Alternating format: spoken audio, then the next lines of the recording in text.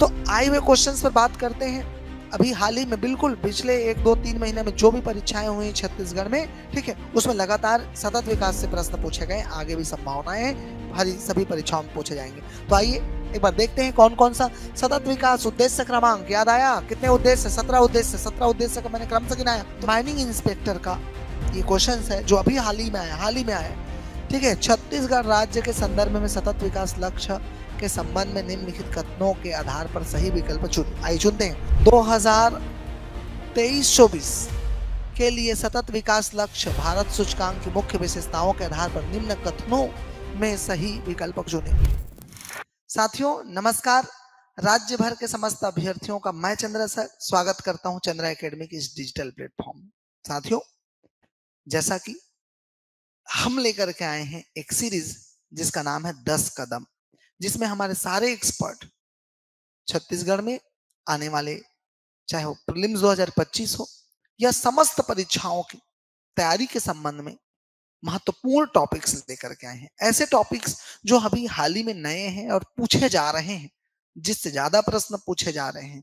हमारा उद्देश्य है साथियों कि इस प्रयास से हम आपकी तैयारी को सही दिशा दे पाए, सही डायरेक्शन दे पाए। और जरूरी है आज के समय में कि हम सफलता के लिए तैयारी सही दिशा में करें, ये महत्वपूर्ण है। और आप जानते हैं जैसा कि हमारी टीम कोशिश करती है अपने प्रयासों से कि कहीं ना कहीं विद्यार्थी उससे कुछ सीख पाए। तो दोस्तों हम लेकर के आए हैं इसीलिए आपके लिए 10 का दम, और हमारे सारे एक्सपर्ट आपको हमारे इस डिजिटल प्लेटफॉर्म में मिलेंगे। तो ये मैं कहना चाहूंगा राज्य भर के समस्त अभ्यर्थियों को कि अगर आपने हमारे इस डिजिटल प्लेटफॉर्म हमारे यूट्यूब चैनल को लाइक सब्सक्राइब नहीं किया है तो अभी के अभी इसको सबसे पहले सब्सक्राइब करें, क्योंकि यह जरूरी है कि हमारी संस्था जो है हमेशा ऐसे प्रयास करते रहती है, हमेशा आपके लिए कुछ नया करते रहती है, कुछ यूजफुल इंफॉर्मेटिव वीडियोस लाते रहती है जो आपके तैयारी को बेहतर बनाता है। और यही छोटे छोटे प्रयास होते हैं जो आपको दूसरों से एक कदम आगे रखता है। तो आप थोड़ा सा कंजर्वेटिव थिंकिंग से थोड़ा सा आगे आए और थोड़ा सा ब्रॉड होने की कोशिश करें, नए टॉपिक्स की तरफ जाएं जहां से आज सवाल पूछे जा रहे हैं।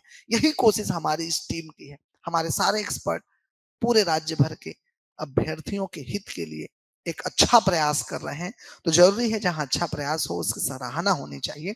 तो इस वीडियो को हमारे इस 10 के दम के थीम को ज्यादा से ज्यादा लोगों तक शेयर कीजिए, चैनल को लाइक और सब्सक्राइब करिए, क्योंकि जरूरी है आपके सफलता के लिए टीम चंद्रा एकेडमी के इस नए इनिशिएटिव से जुड़ने का एक मौका भी है। चलिए तो आगे बढ़ते हैं। आइए इस 10 कदम में फिर से मैं आप सभी का स्वागत करता हूं और आइए अपनी तैयारी को एक बेहतर दिशा की ओर ले जाते हैं। हम चलते हैं इस टॉपिक में। मैं चंद्र सर आज आपके लिए लेकर के आया हूं एक बहुत ही अच्छा टॉपिक,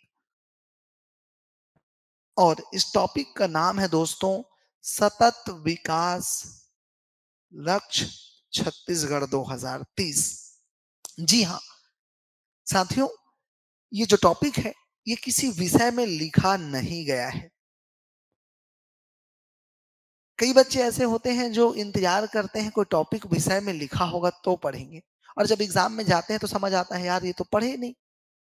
तो मैं चाहता हूं इस वीडियो का मकसद यही है कि ऐसे टॉपिक्स जो महत्वपूर्ण हैं जो आपके एग्जाम में आएंगे, इसलिए आप इसको पढ़ें, नोट्स बनाएं और बेहतर के लिए तैयार रहें।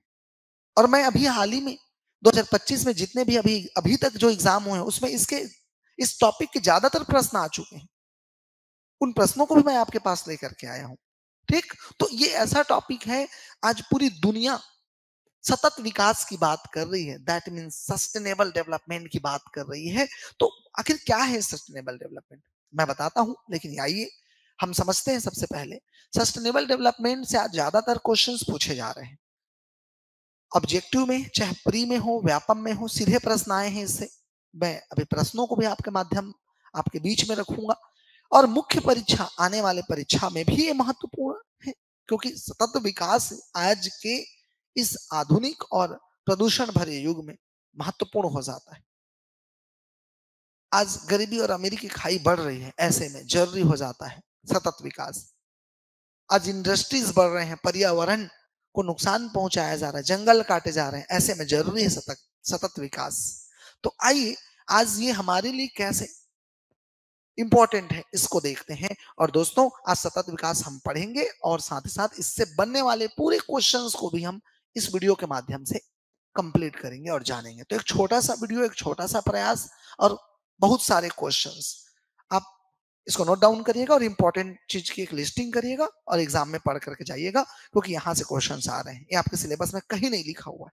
इसलिए मैं इसको लेकर के आया हूं ताकि ये विषय किसी से छूटे मत, ये टॉपिक किसी से छूटे मत। मैं फिर से बोलूंगा, आज दुनिया की आवश्यकता है, आज दुनिया के सभी देश केवल इसी पर आगे बढ़ रहे हैं, सस्टेनेबल डेवलपमेंट। इसलिए आपके सिलेबस में लिखा हो कि ना लिखा हो, बाय डिफॉल्ट ये आपके सिलेबस का हिस्सा है, आज ये लाइफ स्टाइल का हिस्सा है। सो आइए देखते हैं सतत विकास क्या है, what do you mean by sustainable development. ठीक, तो साथियों सतत विकास कहता है एक ऐसी अवधारणा है जो भविष्य पर केंद्रित है, और ये कहता है सतत हम आगे आने वाले समय में ऐसे विकास करें कि आज का हमारा ऐसा विकास हो कि कल आने वाले हमारी पीढ़ियों को संसाधनों की कमी ना हो। सही उपयोग करना चाहिए, मिसयूज नहीं।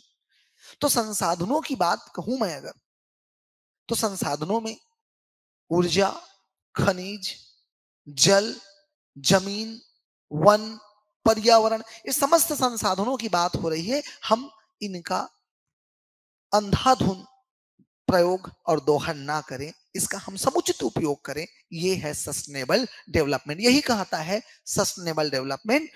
इसका मतलब ये है, मैं कहना चाहूंगा कि सस्टेनेबल डेवलपमेंट कोई विकास विरोधी नहीं है, परंतु हाँ यह विनाश के दम पर विकास की बात नहीं करता, बल्कि ये कहता है विकास हो, सभी दायरों का एक साथ विकास हो, पर्यावरण भी बढ़ने चाहिए, विकास भी होने चाहिए, आर्थिक समृद्धि भी होनी चाहिए, सामाजिक समृद्धि भी होनी चाहिए। इसका मतलब ये विकास की विरोधी नहीं है, बस ये कहता है कि पर्यावरण को नुकसान पहुंचाकर आप विकास नहीं कर सकते, पर्यावरण को आप क्षति पहुंचाकर आर्थिक समृद्धि की तरफ नहीं जा सकते। ये है सस्टेनेबल डेवलपमेंट। इसलिए आज इंपॉर्टेंट है कि हम सस्टेनेबल डेवलपमेंट की तरफ आगे बढ़ें। इसलिए हम सतत विकास लक्ष्य छत्तीसगढ़ 2030 की भी बात करेंगे इस टॉपिक पर और आए हुए प्रश्नों को देखेंगे। तो साथियों आइए हम देखते हैं सतत विकास लक्ष्य 2030 क्या है। तो हमने पृष्ठभूमि पर बात किया, ये सतत विकास लक्ष्य क्या है, मैंने आपको समझाने की कोशिश किया। अब देखते हैं सतत विकास लक्ष्य के ये जो टर्म है सतत विकास लक्ष्य आया कहां से। तो सतत विकास शब्द जो है 1987 में यूनाइटेड नेशन संयुक्त राष्ट्र संघ की अवर कॉमन फ्यूचर रिपोर्ट में गढ़ा गया। मतलब एक रिपोर्ट बनाया गया 1987 में, कब 1987 में, ठीक है, संयुक्त राष्ट्र के द्वारा अवर कॉमन फ्यूचर, इसमें सतत विकास एक टर्म को गढ़ा गया था। ठीक है, आइए बढ़ते हैं। तो पहला बात, सतत विकास लक्ष्य जो शब्द था वो 1987 में यूनाइटेड नेशंस के द्वारा आउट हुआ। ठीक, चलिए आइए देखते हैं सतत विकास। अब आइए देखते हैं सतत विकास के 5 आयाम। कितने आयाम हैं सतत विकास के? तो 5 आयाम की बात की जा रही है। ठीक है, there is a 5 dimensions for sustainable development. These are, हम देख सकते हैं यहाँ पर कौन कौन सा सतत विकास के 5 लक्ष्य हैं, आप देख सकते हैं यहाँ पर।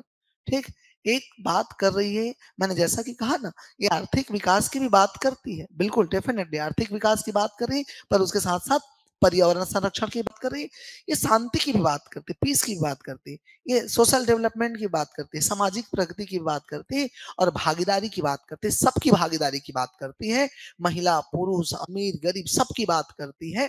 ठीक, हम किसी तबके को पीछे छोड़कर आगे नहीं बढ़ सकते, ये इंक्लूसिव, ठीक है, डेवलपमेंट की बात करती है। This is a sustainable development. तो फिर से पूछ रहा हूं मैं, सतत विकास लक्ष्य के कितने आयाम है? तो 5 आयाम है, दैट्स इट।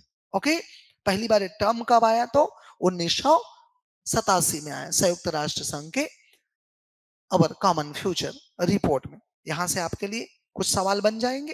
ठीक, चलिए आगे बढ़ते हैं और देखते हैं सतत विकास लक्ष्य छत्तीसगढ़ कहाँ है। इस सतत विकास लक्ष्य में हम ये जानेंगे और इंपॉर्टेंट है, इस वीडियो में हम ये देखने वाले हैं।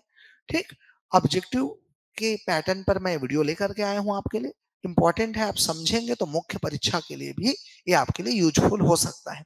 ठीक, लेकिन ये अभी होने वाले प्रीलिम्स और सामने होने वाले समस्त ऑब्जेक्टिव पैटर्न के लिए, सभी एग्जाम के लिए, चाहे वो पीएससी हो, व्यापम हो, सबके लिए महत्वपूर्ण है। रामबाण है, ब्रह्मास्त्र है, सतत विकास से प्रश्न आएंगे, याद रखिएगा। मैं सरलता से आपको समझा रहा हूं और आपके लिए लेके आया हूं, आपको मेहनत करने की जरूरत नहीं है। ठीक, चलिए आइए देखते हैं तो क्या कहता है सतत विकास लक्ष्य 2030। कहता है, देखिए ध्यान से, सतत विकास लक्ष्य बार बार मैं पूछ रहा हूँ, सतत विकास लक्ष्य कब रखा गया? तो 2030। कब रखा गया? 2030। संयुक्त राष्ट्र यूनाइटेड नेशंस और उसके सदस्य देशों ने अक्टूबर 2015 में, अक्टूबर 2015 में, ठीक है,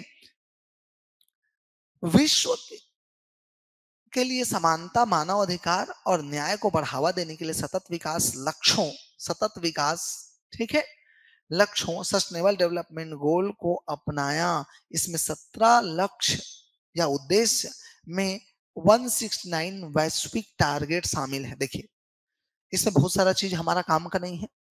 एक बात याद रखिए, सतत विकास लक्ष्य कब है हमारा? 2030।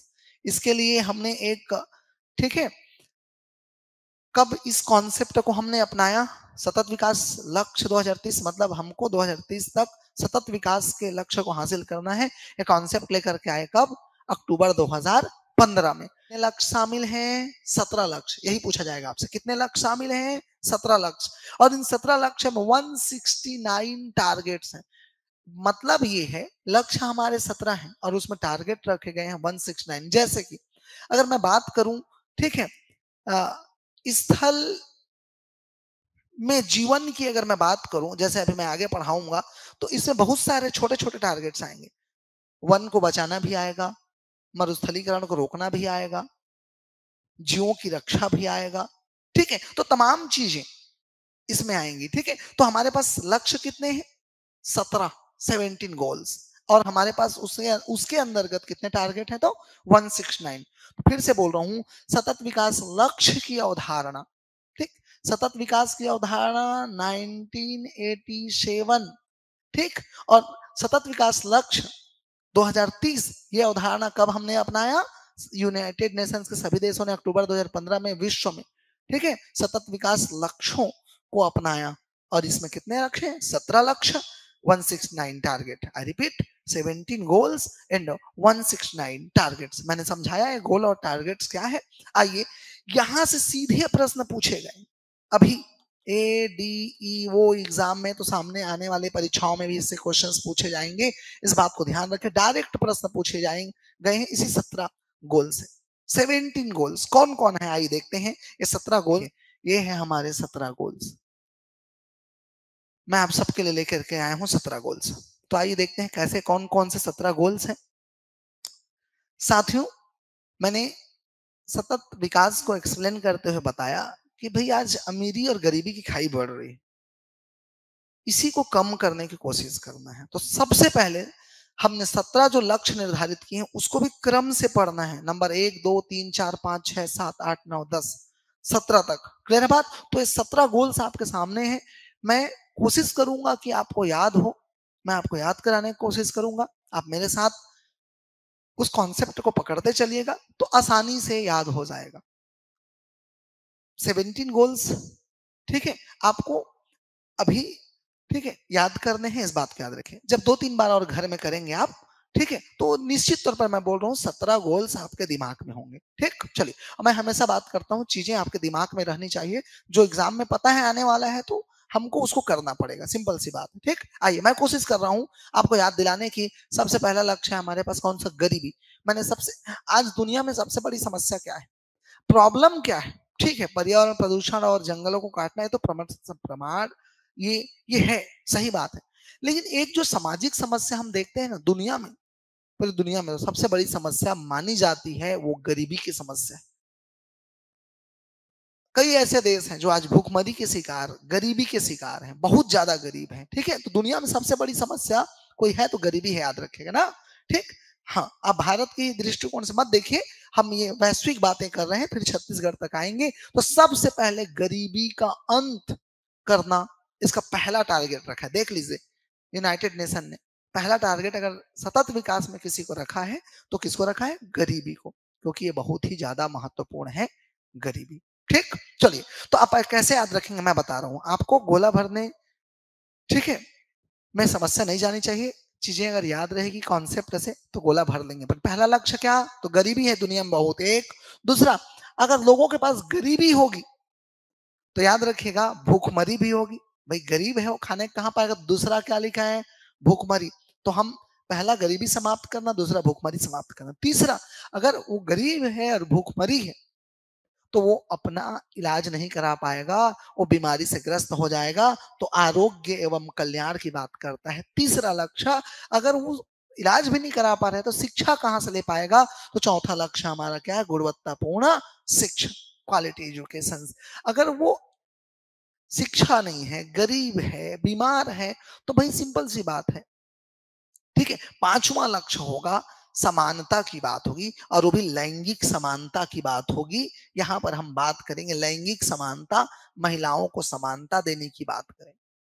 ठीक, हम बेटी बेटा में एक करने की बात करेंगे, महिला सशक्तिकरण की बात करेंगे। क्लियर है बात? तो ऐसे याद रखना, ये 5 गोल आपको मैंने क्लियर कराया। तो सबसे पहले 5 याद रखिए। हमेशा जब भी पढ़ते हैं, मैं राज्य के सभी विद्यार्थियों को बोलना चाहूंगा, चीजों को टुकड़ों में बांट के पढ़े, टुकड़ों में। 100 गोल याद होंगे, उसका कोई दिक्कत नहीं, लेकिन एक बार 100 पढ़ने जाओगे नहीं याद होगा। उसको टुकड़ा में बांटना है, टुकड़ा में। तो हमने 17 में कितने बांटे? 5। तो एक आदमी गरीब है, भूखमरी है। तीसरा है, वो आदमी जो है जब गरीब हो गया और उस वो भूखमरी का शिकार हो गया, तो भाई सीधा सीधा है, बीमारी में इलाज नहीं करवा पाएगा, अच्छी शिक्षा नहीं होगी। और पांचवा है, ठीक है, लैंगिक असमानता। क्लियर बात? और हमेशा हम देखते हैं लैंगिक असमानता की समस्या ज्यादा क्या होती है, ठीक है, बेटी बेटा की समस्या हम देखते हैं ऐसे ग्रामीण क्षेत्रों में ज्यादा होती है। ऐसे ऐसे याद रखना है, कॉन्सेप्ट ऐसे याद रखना है। मैं शहर और ग्रामीण की तुलना नहीं कर रहा हूँ, या मैं नहीं बोल रहा हूँ कि ये अच्छे होते हैं बुरे होते हैं। तो जहाँ पॉवर्टी रेट होती है वहां आप देखना, वहां ज्यादा बेटों की चाह होती है, ऐसे याद रखना। तो पांचवा नंबर पर हम बेटा बेटी लैंगिक असमानता को रखेंगे, इस बात को याद रखें। जैसे भी हो आपको याद करना है, ठीक। चलिए, 5 गोल्स हो गए, 5 गोल्स हो गए, 5 गोल्स, ठीक। छठवा गोल में आते हैं, छठवा गोल में आते हैं, ठीक है। भाई जो गरीब है वो कहाँ से शुद्ध जल लाएगा पीने के लिए? वो तो गांव का, भाई ऐसे छत्तीसगढ़ में बहुत सारे गांव हैं जहां तो पानी भी नहीं मिलता है। कुएं और तालाब और नदी के पानी पीने के लिए मजबूर रहते हैं, तो शुद्ध जल नहीं मिलता, ठीक है। तो शुद्ध जल एवं स्वच्छता की बात करें, छठवां गोल। भाई अमीर आदमी तो बिस्लरी पी लेगा जी, आरओ का पानी पी लेगा, और कई ऐसे लोग भी हैं जो केवल आरओ और बिस्लरी पीते हैं, ठीक है। फिर गरीब आदमी है, ठीक है, किफायती एवं स्वच्छ ऊर्जा वो कहां से लाएगा? सातवां गोल, किफायती और स्वच्छ ऊर्जा, मतलब जी सस्ती और अच्छी कम प्रदूषण करने वाले एनर्जी सोर्सेस वो कहां से लाएगा? भाई हम, अगर हमारे पास पैसा है तो हम तो सोलर एनर्जी और फिर वो क्या क्या लगवा लेंगे, एलईडी बल्ब जलाएंगे। लेकिन जो गरीब है जिनके पास कुछ नहीं है, बिजली की भी व्यवस्था नहीं है, वो तो मिट्टी तेल का दिया जला के जीवन यापन कर लेंगे ना। और कई ऐसे अभी भी, ठीक है, विश्व की बात कर रहा हूं, ऐसी जगह है जहां सुविधाएं नहीं है, तो अभी भी मिट्टी तेल और अंधेले में जीते हैं, और आग से खाना बनाते हैं और धुआं निकलता है। तो बात तो वो कहां से लाएंगे? कम, तो इसका मतलब किफायती एवं स्वच्छ ऊर्जा की बात कर रहे हैं अपन, ठीक। तो उनके पास नहीं होगा तो कौन सा गोल? सातवां। तो छठवां में पानी, और ठीक है सातवां में क्या? ऊर्जा, ठीक है। और वो बेचारे गरीब हैं, वो पढ़े लिखे नहीं, शिक्षित है, तो उनको सम्मानजनक कार्य कहां से मिलेगा? आठवां नंबर, सम्मानजनक उनको कार्य नहीं मिलेगा। सवाल ये है, भाई वो तो अनपढ़ है, स्किल्ड भी नहीं है, तो उनको कोई सम्मानजनक काम भी नहीं देगा, छोटा मोटा काम दे देंगे, ठीक। तो ये हो गया आठवां और नौवां, ठीक है। और देख लेना आप, ऐसे लोग ज्यादातर उद्योगों में काम करते हैं, दिहाड़ी मजदूर की तरह, ज्यादातर लोग जो बिल्कुल गरीब तबके से आते हैं, ऐसे लोगों की बात कर रहा हूं। तो ये मेरे हो गए 9 गोल। फिर से मैं बोल रहा हूँ कॉन्सेप्ट महत्वपूर्ण है, कॉन्सेप्ट महत्वपूर्ण है। हमने कितने सेगमेंट में बांटा इन 9 गोलों को? 2 सेगमेंट में। एक पहला सेगमेंट था कितना? पहला सेगमेंट था 5 और दूसरा था 4। चलिए फिर से शुरू से स्टार्ट करते हैं, पहला सेगमेंट को फिर से स्टार्ट करते हैं। दुनिया में सबसे बड़ी समस्या गरीबी, उसके बाद भूखमरी, फिर वो बीमार है तो स्वास्थ्य की बात होगी, फिर शिक्षा की बात होगी चौथा, और पांचवा लैंगिक समानता की बात होगी। भाई शिक्षा ऐसे याद रखो ना, चार शिक्षा की बात आई तो पांचवा बेटी बेटा को एक समान शिक्षा देना है, तो लैंगिक समानता लाना है, याद रखो, दैट्स वेरी इंपॉर्टेंट। अब आ जाते हैं छठवां, पीने के लिए पानी नहीं, ठीक है, चलाने के लिए ऊर्जा नहीं, ठीक है, हो गया कितना, सातवां। फिर आठवां में आ जाते हैं, आठवां कहता है सम्मानजनक काम नहीं मिलेगा, उद्योग में छोटा मोटा काम होगा तो उद्योग और धंधा, विकास विरोधी नहीं है, ये उद्योग और अवसंरचना विकास की बात करता है। तो इस प्रकार से कितने गोल, 9 गोल हो गए हमारे, उम्मीद करता हूं याद होगा। चलिए, तो ये तो हमने गरीबों से जोड़ दिया, ये गरीब है ऐसा हमने जोड़ दिया। अब बात करते हैं भाई, वो गरीब है ठीक है, तो आपकी क्या जिम्मेदारी, हमारी क्या जिम्मेदारी है, ठीक है, तो हमारी जिम्मेदारी है उनको बाहर निकालना। तो आइए अब 10वां गोल मैं शुरू करूं, तो उनको बाहर निकालने के लिए सबसे पहले क्या करोगे, आप असमानताओं में कमी लाओगे, असमानता नहीं करोगे, आप असमानता नहीं करोगे किसी भी प्रकार की, ठीक है, देशों के भीतर और देशों के बीच असमानता कम करना, ठीक है, वो यही तो टारगेट है छोटे छोटे जो लिखे हुए हैं, लेकिन हमको अभी लक्ष्य को देखना है, 10 नंबर का लक्ष्य। तो हम अपने कॉन्सेप्ट पर चलते हैं ना, इसमें क्या लिखा है, ठीक है, ये इंपॉर्टेंट तो है पर हमें याद होना चाहिए। तो पहला काम आप क्या करोगे गरीबी को दूर करने के लिए, ठीक है, तो हमको असमानता नहीं करना भाई, अमीर गरीब छोटा बड़ा नहीं मानना है। तो 10वां गोल क्या, असमानता को कमी करना। 11वां गोल, संधारणीय शहर एवं समुदाय बनाइए, भाई ऐसा शहर समुदाय बनाइए जिसमें सब लोग अमीर गरीब सब लोग रह सके, ऐसा नहीं कि एक हाईटेक सिटी बना दी, गरीब घुस भी नहीं पा रहा है, ठीक, तो संधारणी मतलब सतत, ठीक है, संधारणी शहर का निर्माण करना, असमानता में कमी, ठीक है, संधारणी शहर, ठीक है, एवं समुदाय का निर्माण। उत्तरदायी उपभोग एवं उत्पादन, तीसरा आपकी जिम्मेदारी है, ध्यान रखोगे, 12 नंबर, 10, 11, 12, उत्तरदायी उपभोग एवं उत्पादन, भाई किसी चीज को उतना ही उपयोग करिए जितना जरूरत है, मतलब ठीक, अंधाधुंध दोहन मत करिए, इस बात को याद रखिए, तो भविष्य की पीढ़ी के लिए सुरक्षित रहेंगे संसाधन। तो कितने हो गए, 12 नंबर। अब आइए 13 नंबर में देखते हैं, ठीक है, जलवायु, आज जैसा कि हम बात कर रहे हैं, ठीक है, जलवायु परिवर्तन की, तो याद रखिए जलवायु परिवर्तन को हमको रोकना है और उसके लिए प्रभावी कदम उठाने हैं। तो चौथा, ठीक है, इस प्रकार से हमारा 1 2 ये 3 और ये 4, मतलब कितना, 13वां लक्ष्य। तो दूसरे सेक्शन का ये चौथा है, ठीक है। फिर 14वां लक्ष्य है जलवायु, तो भाई जल ही जीवन है बोलते हैं ना, तो अब सुनना ध्यान से, दो चीज बोल रहा हूँ। जलवायु परिवर्तन की जब भी बात करेंगे अपन, तो जलवायु परिवर्तन में सब आ जाता है, स्थल भी आता है और जल खंड आता है। तो ये जल खंड, ये देख लीजिए 1 और ये देख लीजिए 2।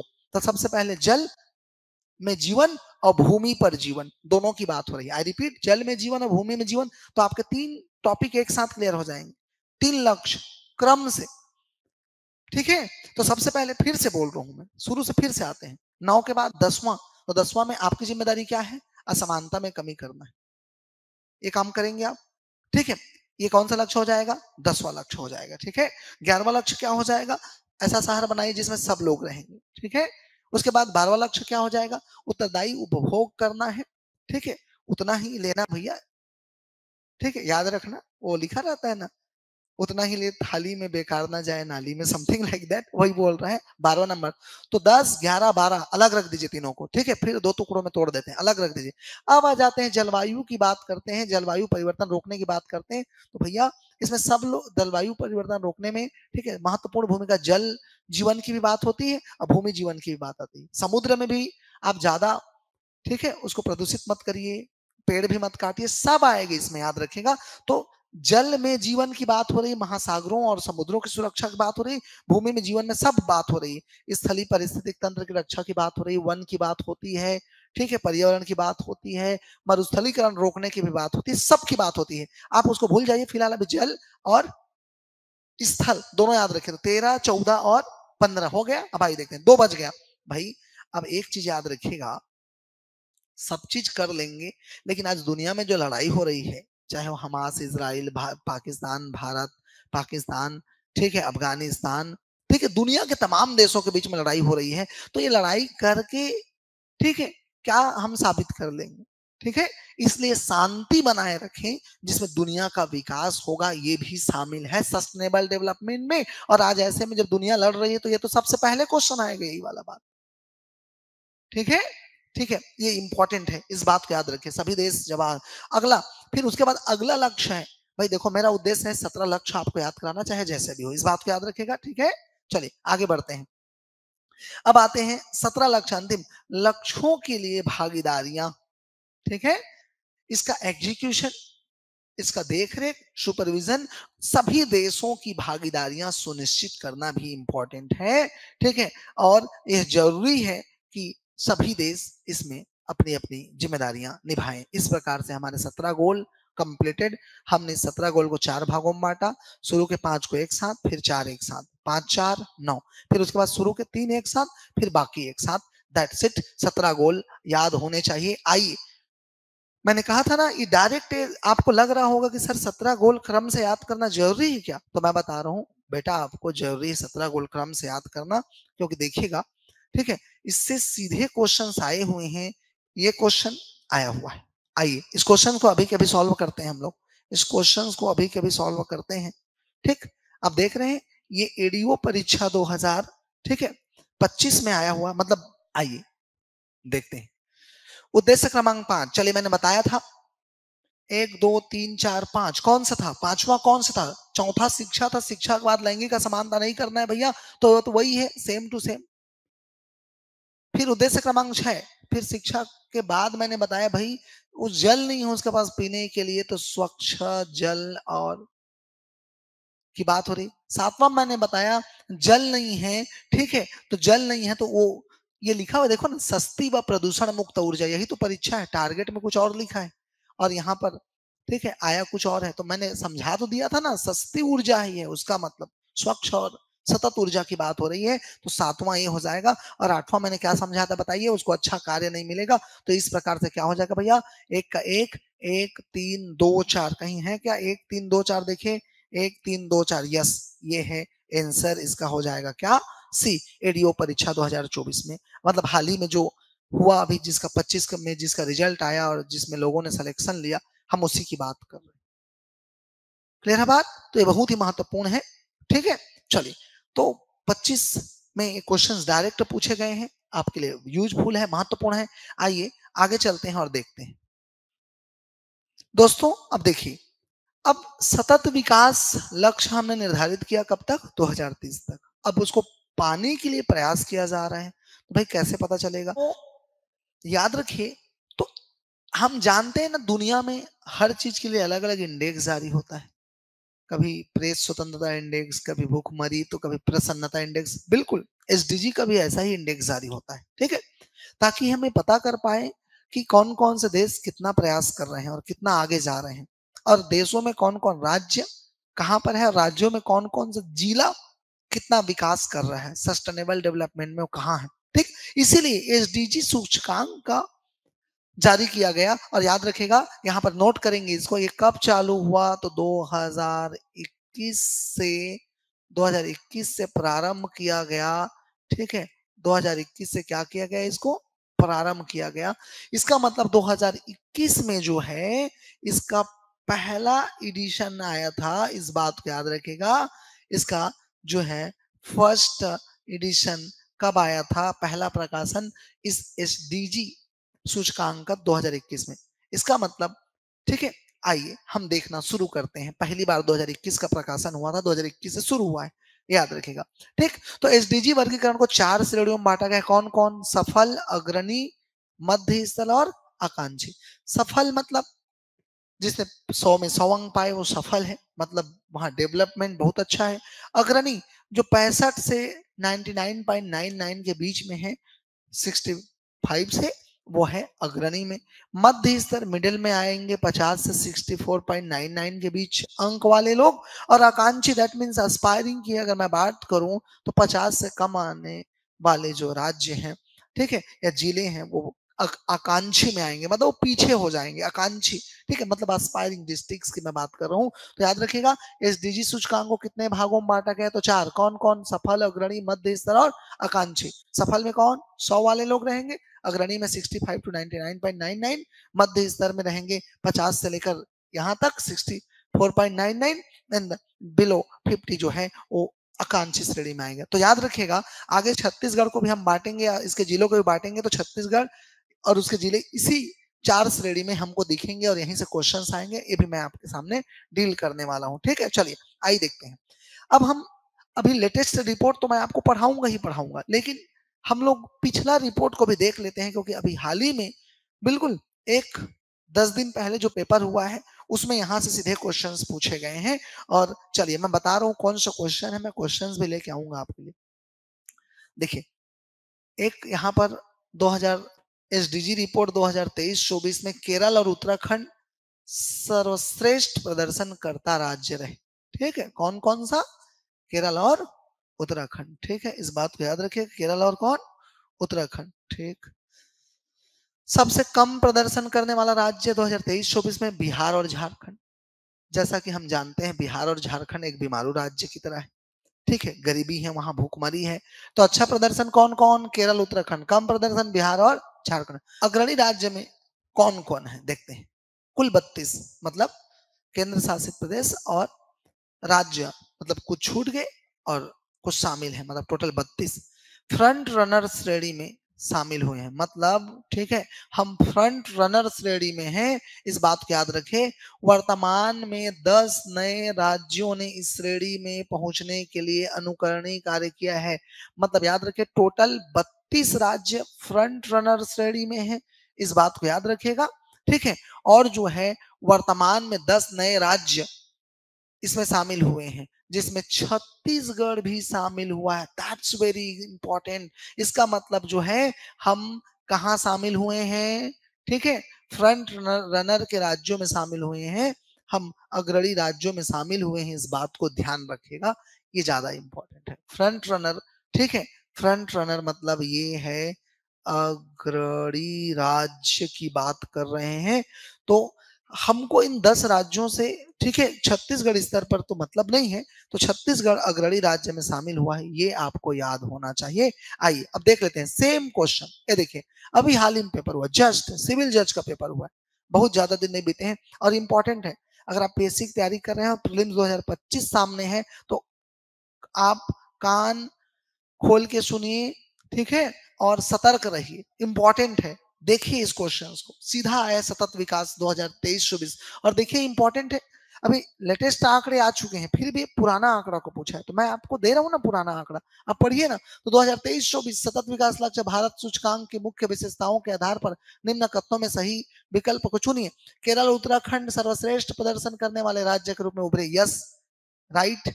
बिहार झारखंड सबसे कम प्रदर्शन, यस। छत्तीसगढ़ अग्रणी श्रेणी में है, यस, अभी तो मैंने पढ़ाया ना, अग्रणी श्रेणी में है छत्तीसगढ़, यस। 32 राज्य और केंद्र शासित प्रदेश अग्रणी श्रेणी में है, जिसमें से 10 नए जुड़े हैं, yes. As it is statement को यहाँ पूछा गया है, तो चारों के चारों सही, तो बताइए कौन? ए ऑप्शन ही सही होगा। ठीक है, सॉरी, ये गलत लिखा है, ध्यान रखेंगे। उपरोक्त सभी सही, इसका मतलब कौन सा ऑप्शन सही हो जाएगा? बी ऑप्शन सही है। अब देखते हैं, आइए टॉपिक पर वापस लौटते हैं। ठीक है,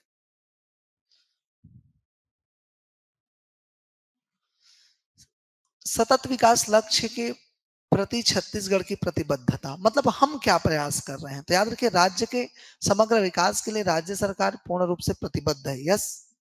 एवं वर्ष 2030 तक एसडीजी को अर्जित करने के अपने प्रयासों को प्रगति और गति प्रदान की गई है। ठीक है, राज्य में एसडीजी के क्रियान्वयन के संदर्भ में संपादित की गई कुछ प्रमुख गतिविधियां देख लेते हैं। आइए, कुल मिला के जी सतत विकास लक्ष्य के प्रति छत्तीसगढ़ की प्रतिबद्धता क्या है, मतलब हम क्या प्रयास कर रहे हैं? तो आइए, प्रमुख गतिविधियां निम्न है, देख लेते हैं हमारी गतिविधियां। पहला, संस्थागत व्यवस्था क्या क्या बनाए गए? छत्तीसगढ़ सरकार ने एसडीजी की समीक्षा और निगरानी की जिम्मेदारी किसको सौंपा है? राज्य योजना आयोग। एक क्वेश्चन वो, तो राज्य में एसडीजी की निगरानी की जिम्मेदारी किसकी है? ठीक है, समीक्षा राज्य योजना आयोग।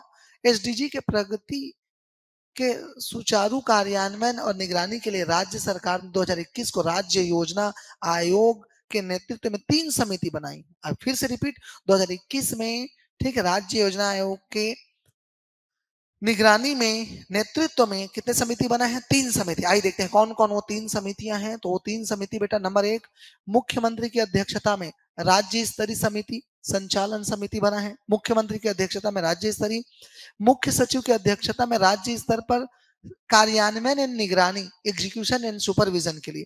तीसरा, कलेक्टर की अध्यक्षता में एसडीजी पर जिला स्तर पर कार्यान्वयन एवं निगरानी समिति का गठन किया गया है। मैं फिर से बोल रहा हूँ, बस इतना याद रखिए, छत्तीसगढ़ सरकार के प्रयास क्या है। तो पहली बात निगरानी, ठीक है, इसका और इसका कार्यान्वयन की जिम्मेदारी राज्य सरकार ने योजना आयोग को सौंप दिया है। और राज्य सरकार ने योजना आयोग के नेतृत्व में 2021 में 3 प्रकार की समिति बनाई। एक राज्य स्तर पर कार्यान्वयन समिति, ठीक है, संचालन समिति कौन के अध्यक्ष कौन होंगे पूछा जाएगा, तो याद रखें मुख्यमंत्री। राज्य स्तर पर, ठीक है, कार्यान्वयन एवं निगरानी, देखो संचालन समिति मुख्यमंत्री, कार्यान्वयन निगरानी कौन, मुख्य सचिव। जिला स्तर पर जो भी पूछे कुछ मत याद रखना, केवल और केवल क्या याद रखना, collector. That's it. 3 layer committee for the sustainable development achieve. Chhattisgarh में एसडीजी की प्रगति राज्य एवं जिला स्तर पर पर्यवेक्षण एवं प्रकाशन, ठीक,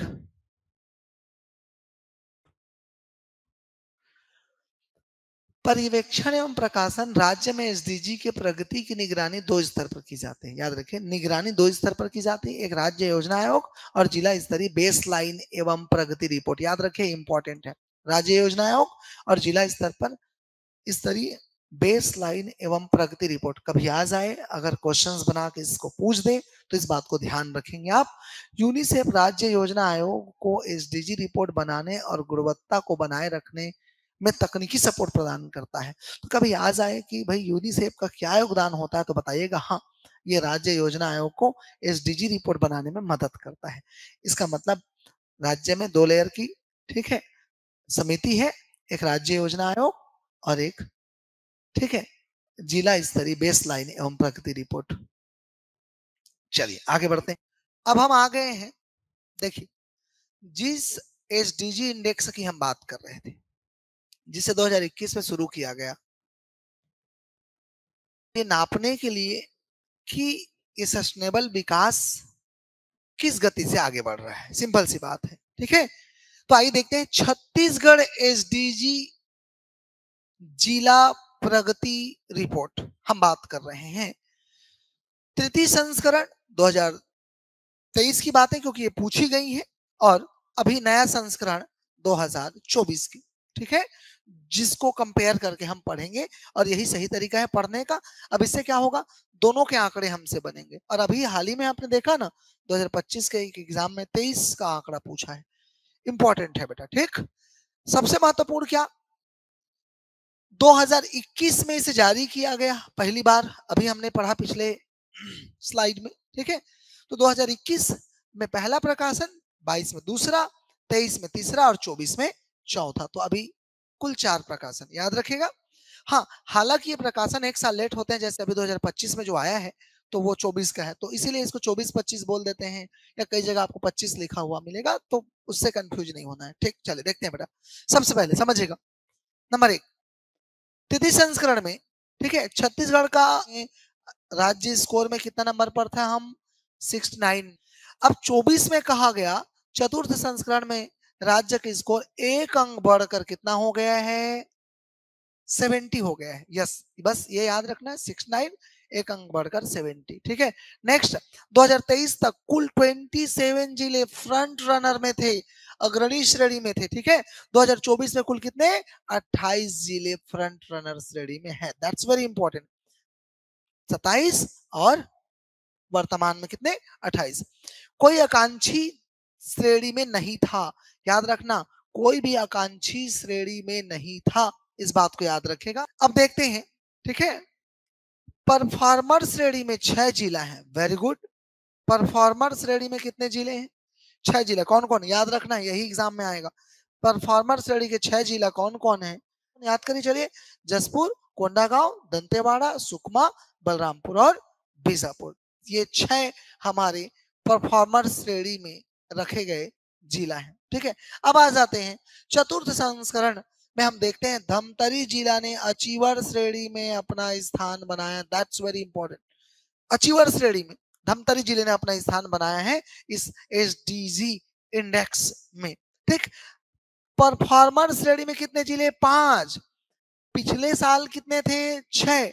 तो अब कौन कौन, बलरामपुर, दंतेवाड़ा, ठीक है, जसपुर, सुकमा और बीजापुर। याद रखिएगा, बलरामपुर, ठीक है, दंतेवाड़ा, जसपुर, सुकमा और बीजापुर। तो सवाल ये है उसमें से एक कौन नहीं है। ठीक है, आप देख सकते हैं यहाँ पर, ठीक है, सारे जिला कॉपी हुए, कोंडा गांव बस कॉपी नहीं हो पाया है यहाँ पर, बाकी सब कॉपी हुआ है। जसपुर का जसपुर है, ठीक है, दंतेवाड़ा है, सुकमा है, बलरामपुर है और बीजापुर है। That's very important. तो याद रखिएगा 2023 में कितने जिले परफॉर्मर श्रेणी में थे, तो 6। 2024 में कितने जिले परफॉर्मर श्रेणी में है, तो 5। That's very important. चलिए आगे बढ़ते हैं, आइए और देखते हैं एक पॉइंट और, ये बहुत ही इंपॉर्टेंट है ना, ये पूछा जाएगा धमतरी के बारे में। धमतरी एसडीजी में छत्तीसगढ़ में सर्वश्रेष्ठ प्रदर्शन करने वाला जिला है। यह दोनों वर्ष 76 एसडीजी स्कोर के साथ शीर्ष पर रहा। That's very important. SDG index में धमतरी ने टॉप स्थान प्राप्त किया छत्तीसगढ़ में, इस बात को याद रखिएगा। ठीक, चलिए आगे बढ़ते हैं, आइए देखते हैं आए हुए क्वेश्चंस देख लेते हैं थोड़ा सा, कौन कौन से क्वेश्चन आए हुए हैं तो बताइए। तो छत्तीसगढ़ का सबसे टॉप,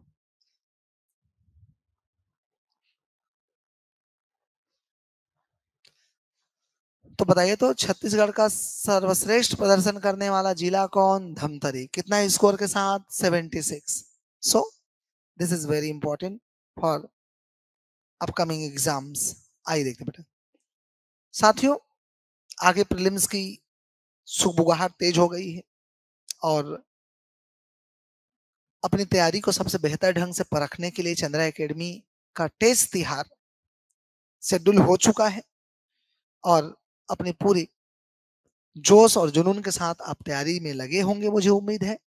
तो उस तैयारी को परखने के लिए जरूरी है सही आकलन करना, और ये आकलन टेस्ट सीरीज से बेहतर होता है। और आप जानते हैं टेस्ट तिहार की वैल्यू क्या है, राज्य स्तर पर संचालित होती है, राज्य के कई शहरों में होती है, और आगे बढ़ना है तो अपने आप को प्रतिदिन एनालिसिस करते हुए चलना है, और टेस्ट सीरीज से बेहतर और कुछ भी नहीं। भाई आप देखिए टेस्ट सीरीज आपको जहां भी सुविधा मिलती है आप टेस्ट सीरीज लगाइए, पर याद रखिएगा आपको अपनी तैयारी को दिन ब दिन बेहतर करने के लिए आपको एग्जाम से पहले ओएमआर भरने की प्रैक्टिस करनी चाहिए। और हमारी टीम जो है एक बेहतर टेस्ट डिजाइन करती है जिसकी डिमांड पूरे राज्य में रहती है, ऑफलाइन और ऑनलाइन दोनों मोड में संचालित होता है। देख रहे हैं हम 30 टेस्ट है, हिंदी तथा अंग्रेजी माध्यम में होगी इस बार, दोनों मीडियम के क्वेश्चंस एक साथ रहेंगे, ये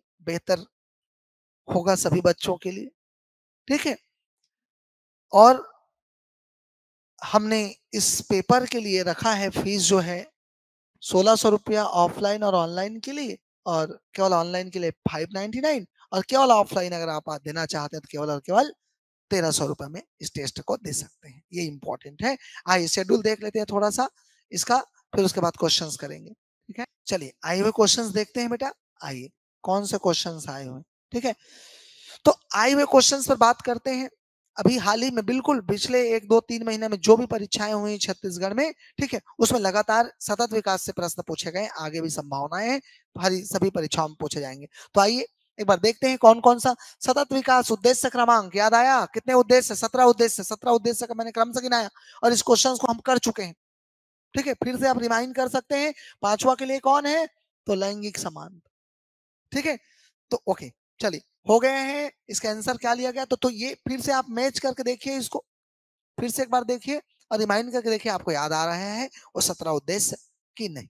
ठीक, अगला क्वेश्चंस पर आते हैं। आइए अगला क्वेश्चंस देखते हैं, दिस वन। आइए देखिए ये माइनिंग इंस्पेक्टर का ये क्वेश्चन है जो अभी हाल ही में आया है।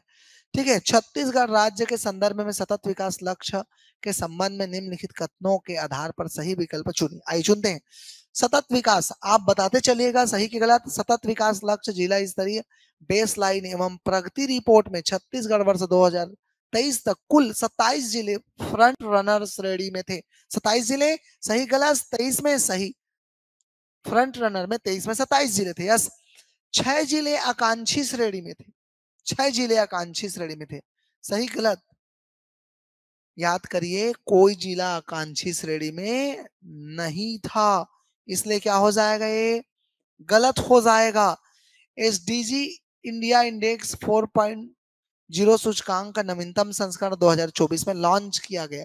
यह सही बात है, वही तो पढ़ा है मैंने 24 वाला।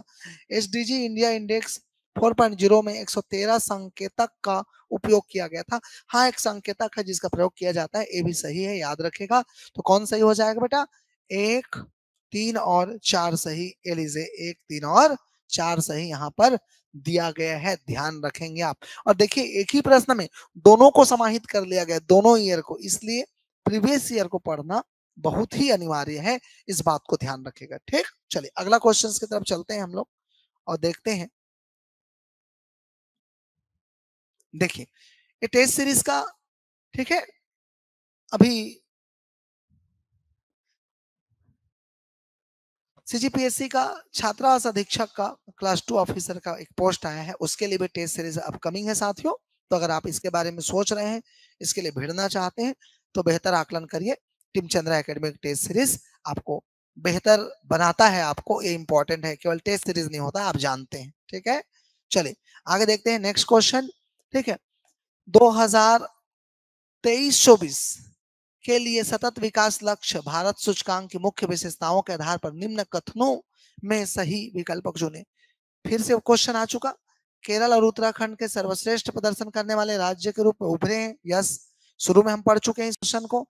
बिहार और झारखंड मैंने बताया था कि गरीब राज्य हैं, बीमारू राज्य हैं, इसलिए सबसे खराब प्रदर्शन रहा है इनका। छत्तीसगढ़ अग्रणी श्रेणी में है, यस, अग्रणी श्रेणी में हम शामिल हुए हैं। 32 राज्य और केंद्र शासित प्रदेश में अग्रणी श्रेणी में हैं, जिनमें 10 नए जुड़े हैं। सेम टू सेम, ये भी क्या है बेटा, सही है, इसलिए इसका आंसर हो जाएगा उपरोक्त सभी सही उत्तर भी हो जाएगा। क्लियर है बात। एंड नेक्स्ट, आइए आगे बढ़ते हैं।